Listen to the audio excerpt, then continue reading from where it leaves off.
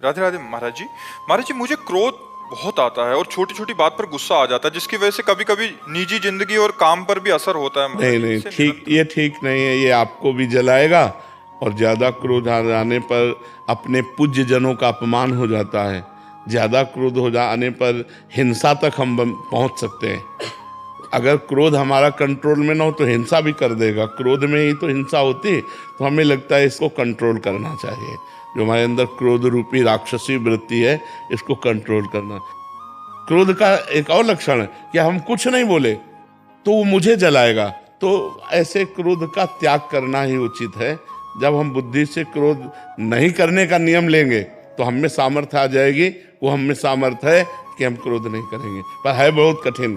जब कोई प्रतिकूल पर प्रतिकूल बोलता जाता है, क्रोध अपना स्वरूप धारण ना कर पाए, इसलिए वहां से हट जाओ। जब कहीं कोई ऐसी घटना हो रही हो तो मौन धारण करो, भाग लो वहां से। विजय की कोशिश मत करो, नहीं क्रोध आ जाएगा। क्रोध आ जाएगा तो फिर बड़े अहित कार्य हो जाते हैं, पूज्य जनों का अपमान हो जाता है और जीवन भर पश्चाताप करना पड़ता है। ऐसी ऐसी घटनाएं घट जाती हैं। अब मार दिए, जेल में पूरा सड़ रहे हैं पूरे जीवन। वहाँ परतंत्रता, हर तरह की परतंत्रता, भोजन की, घूमने की, खाने पीने, हर तरह की परतंत्रता है। तो हमें लगता है थोड़ा हम किसी की बात सह लें और क्रोध ना करें, हिंसा आदि में ना उतरें, तो हमारा जीवन अच्छा रहेगा। और इसके लिए नाम जप कीजिए। जो प्रभु का नाम आपको प्रिय हो, वो नाम जप हृदय में शीतलता देगा, तभी आप क्रोध नहीं करोगे। पूनम आहूजा जी, उज्जैन से। राधे राधे महाराज जी। महाराज जी, आप कहते हैं कि बिना साधना या तपस्या के प्रभु नहीं मिलते, तो महाराज जी वो तपस्या या साधना कौन सी करनी है? जैसे शब्द, स्पर्श, रूप, रसगंध, ये 5 तन्मात्राएं हैं, 5 ज्ञानेंद्रियों के द्वारा इनका भोग होता है। इसे हमें धर्म पूर्वक भोगना है और अधर्म की वृत्तियों का त्याग करना, यही तपस्या है। जैसे हमारा ब्याह नहीं हुआ तो हमें ब्रह्मचर्य से रहना। ब्याह हो गया तो अपनी पत्नी, अपने पति से ही प्रेम करना, इधर उधर आचरण गंदे ना करना। ये हुआ जनेंद्री का।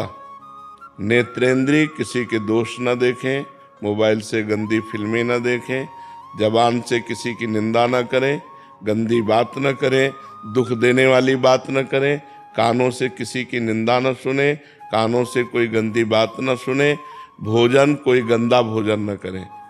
जैसे मांस, मछली, अंडा, ये सब, शराब, ये सब चीज ना खाएं, सात्विक भोजन पाएं। हो सके प्याज लहसुन का भी त्याग कर दें।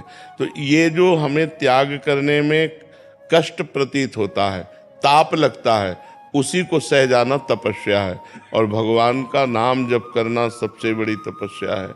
आप देखो, भगवान का नाम जप करके मन लगता नहीं भगवान के नाम में, संसार में भागता है। तो संसार में भागते हुए मन को बार बार घसीट कर प्रभु में लगाना और अपने इंद्रियों को वश में रखना, यही तपस्या है। जो अंदर ताप होता है उसे सह जाना ही तप कहते हैं।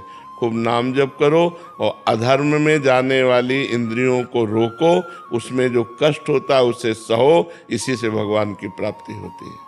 महाराज जी, आपका एक और प्रश्न है कि आपको इतनी छोटी उम्र में परमात्मा को पाने का जुनून महाराज जी कैसे आया? पूर्व जन्म का कोई संस्कार होगा, क्योंकि हमको किसी ने सिखाया नहीं था।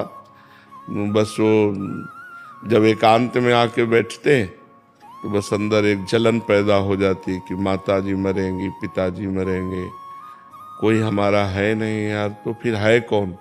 ये जो विचार आते थे, ये हमें अब आभास होता है कि पूर्व जन्म में भजन किया होगा तो अधूरा रह गया होगा। उसे पूरा करने के लिए बचपन से ही ब्राह्मण के घर में जन्म हुआ, तपस्वी ब्राह्मण के घर में, जहाँ मतलब विशेष सांसारिक सुविधाएं नहीं थी। उस जगह जन्म होने पर संसार से एक वैराग्य की ज्वाला जली, जिसने 13 वर्ष की अवस्था में भगा दिया। बस एक लगता था कि अगर परमात्मा नहीं मिले तो जीवन का जन्म लेना बेकार है।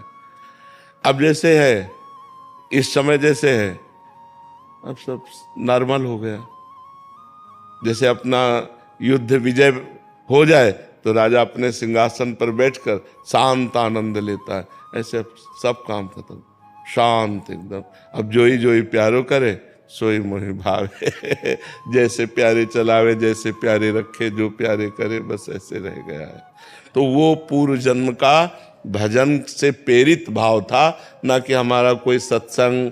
अब 13 वर्ष के बच्चे से क्या सत्संग, कोई सत्संग या कोई प्रेरणा या कोई घटना दुखद घटती है तो संसार से वैराग्य, ऐसा कुछ नहीं था। हम तो बहुत आराम से 9th साइंस साइड पढ़ रहे थे, बस वो पूर्व का जो संस्कार था उसी ने हमें भगाया। महाराज जी, जैसे आपने बोला कि अभी युद्ध विश्राम होके, तो महाराज जी ये स्थिति साधना से आती है या कृपा से? नहीं, कृपा से मनुष्य जन्म मिला, कृपा से भगवान का मार्ग मिला, कृपा से भगवान का भजन हुआ। पर अगर साधना नहीं होगी तो कृपा का अनुभव कैसे होगा? साधना, कृपा एक रस है, रोकने के लिए साधना उसका पात्र है। अगर पात्र नहीं तो रस रुकेगा क्यों? कृपा तो सब पर भगवान की है, पर साधना रूपी पात्र नहीं तो कृपा बिखर रही। सब पर मोरी बराबर दाया, भगवान कह रहे सब मम प्रिय सब मम उपजाए। सब मेरे प्यारे हो, सबको मैंने ही प्रकट किया है, सब पर हमारी दया कृपा है। पर सब भजन नहीं करते, मनमानी आचरण करते हैं, इसलिए कृपा का अनुभव नहीं कर पाते। भजन करो तो कृपा का अनुभव हो जाएगा। महाराज जी, प्रारंभिक साधक क्या गुरुजनों की ये बात मानते हुए, या उनको भी पूरी यात्रा वैसे ही करनी पड़ेगी जैसे आप? नहीं, अगर बात मान ले, जैसे जो हम 10 वर्ष में समझे वो हम तुम्हें 10 सेकंड में बता रहे हैं कि जीवन का सार ये है, तो बस उसे पकड़ लो। तो तुम्हें 10 वर्ष भ्रमित नहीं होना पड़ेगा, तुम्हें इतने राउंड नहीं मारने पड़ेंगे जितना चक्कर करके हम जो बात समझें। इसीलिए तो तात स्वर्ग अपवर्ग सुख धरी तुला एक अंग, तूल न ताय सकल मिल जो सुख लव सत्संग। एक तरफ स्वर्ग का सुख, मोक्ष का सुख, पृथ्वी का राज्य सुख रख दिया जाए, और एक तरफ क्षण मात्र का सत्संग, तो क्षण मात्र का सत्संग उससे जोर पड़ जाएगा। क्यों?